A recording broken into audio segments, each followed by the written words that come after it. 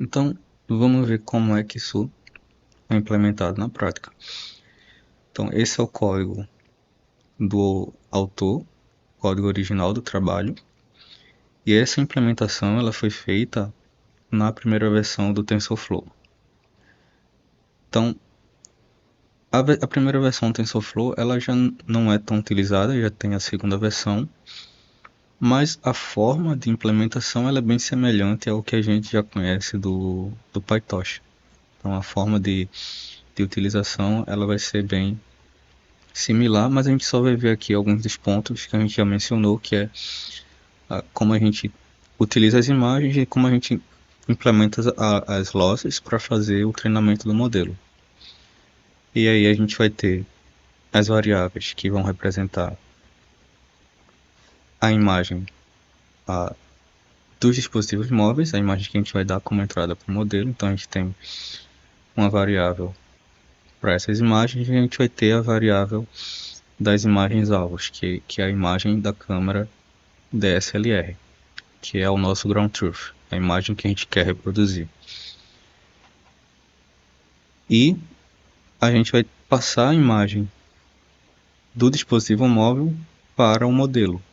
Então a gente vai ter um modelo aqui e ele vai gerar para a gente uma imagem melhorada, que é uma imagem que vai tentar simular a imagem da câmera DSLR. E aí esse primeiro passo, a gente faz a transformação da imagem melhorada para tom de cinza, e a gente também transforma a imagem DSLR para tom de cinza, bota isso em duas variáveis intermediárias, porque durante o passo de treinamento a gente vai escolher aleatoriamente entre as duas para que a gente passe essa imagem para o modelo discriminador. Então, a gente vai ter a entrada do modelo discriminador, a entrada adversarial, ela vai ser a imagem melhorada em tom de cinza ou a imagem DSLR.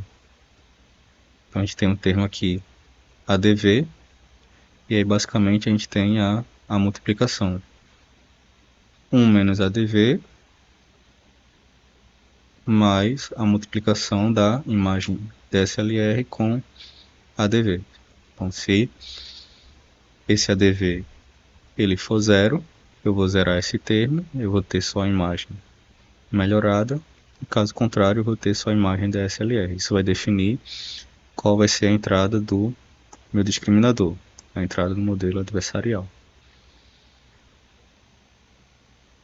E aí com isso a gente pode implementar a loja de textura.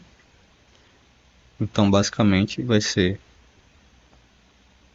a imagem adversarial, a gente vai ter como entrada para o modelo discriminador,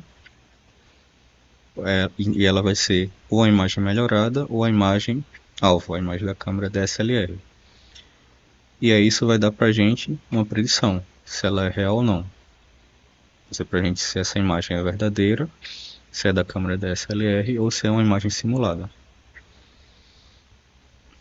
E aí a gente utiliza esse valor na função logarítmica e tira a soma. Então basicamente é a função de entropia que a gente já viu, e usa esse valor como a nossa loja de textura. Para implementar a loja de conteúdo, a gente vai ter a arquitetura que a gente vai utilizar para extrair as features. Então nesse caso a gente está usando a VGG. E aí a gente tem uma resposta passando pela VGG, passando a imagem melhorada como entrada. Então a gente utiliza a imagem processada pela rede geradora, passa pela a VGG e tem um conjunto de features de saída.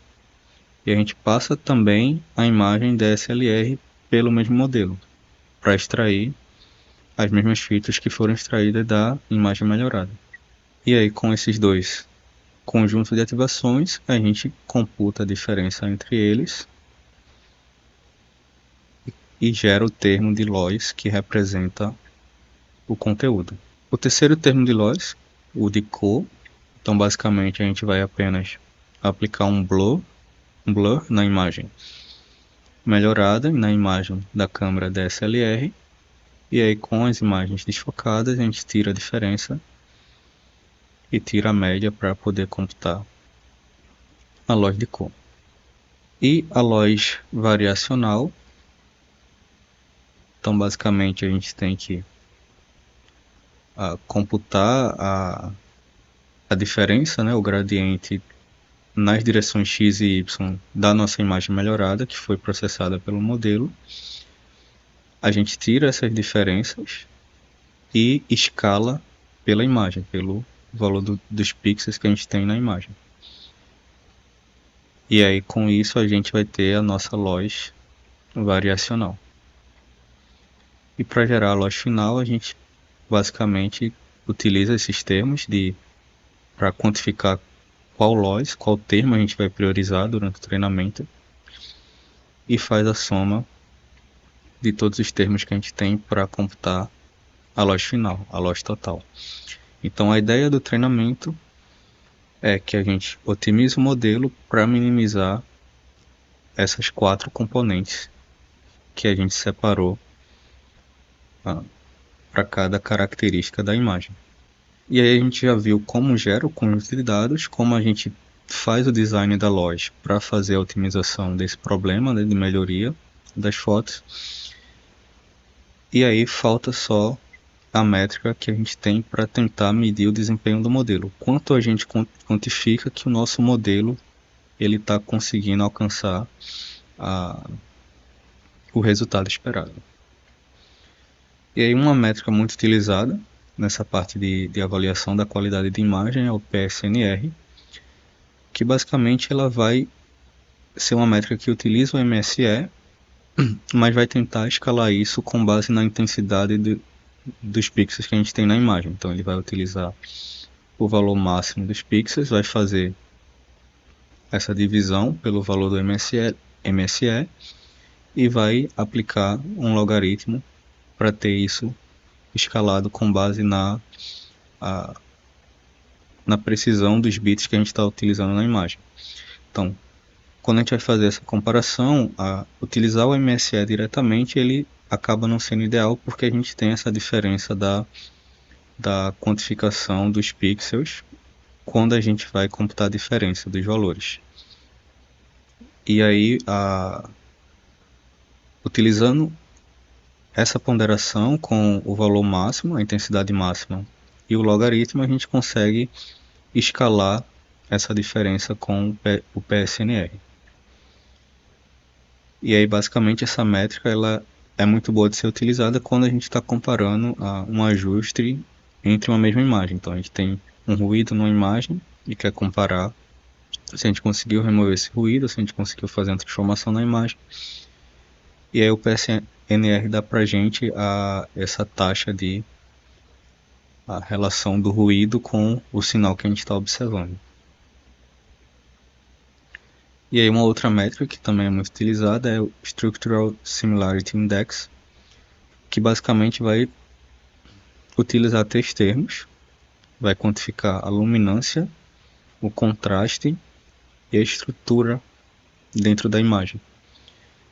E aí a gente vai ter uma função para quantificar cada um desses 3 termos e aplica essa operação em cada região da imagem. E aí a soma dos pixels, computando, né, para essas 3 componentes para cada pixel da imagem, a gente vai ter um nível de similaridade entre uma imagem e outra. Então basicamente a gente vai ter uma imagem de referência e a gente vai ter uma imagem de teste que a gente quer comparar se elas são semelhantes ou não. E aí a gente vai computar essas 3 componentes comparando cada uma das 2 imagens.